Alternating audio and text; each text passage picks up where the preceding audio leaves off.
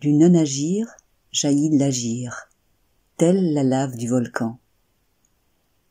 En toute action réside l'inaction. C'est l'inaction qui donne vie à l'action. Mais l'inaction est aussi peu visible que ne l'est l'espace qui habite le vide. La conscience, unité intrinsèque de l'être, est omniprésente.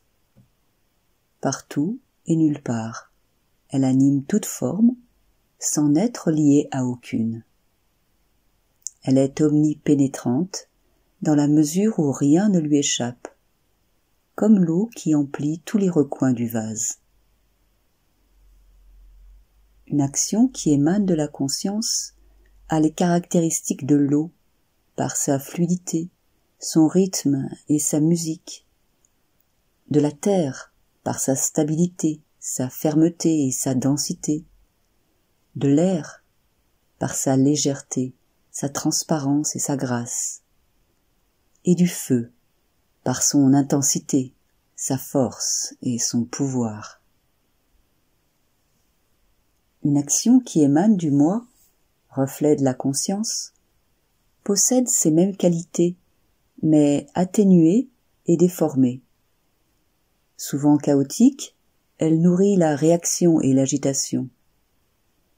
Épaissie par le poids des mémoires et des attentes, elle maintient la peur du résultat et l'avidité du manque.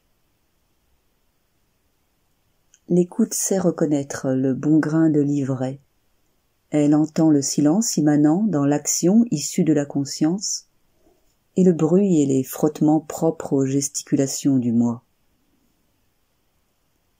La méditation étant l'action, fil invisible qui anime et soutient le geste. L'action étant la méditation, conscience en laquelle apparaît et disparaît le monde. Lorsque le fil de la méditation est maintenu dans le cours de l'action, celle-ci respire dans les hautes sphères de l'inspiration, prenant son souffle là où le moi n'est pas, le rejetant dans les mondes multiples et foisonnants. La matière est ainsi animée, vivifiée et transformée par l'impact foudroyant du silence paisible de la méditation. De la forme au sans forme, et du sans forme à la forme, méditation et action s'enchevêtrent comme un écheveau dont le fil d'or émerge dans l'absolu de la conscience unitive. En le suivant, vous vous perdez. En vous perdant, vous vous trouvez.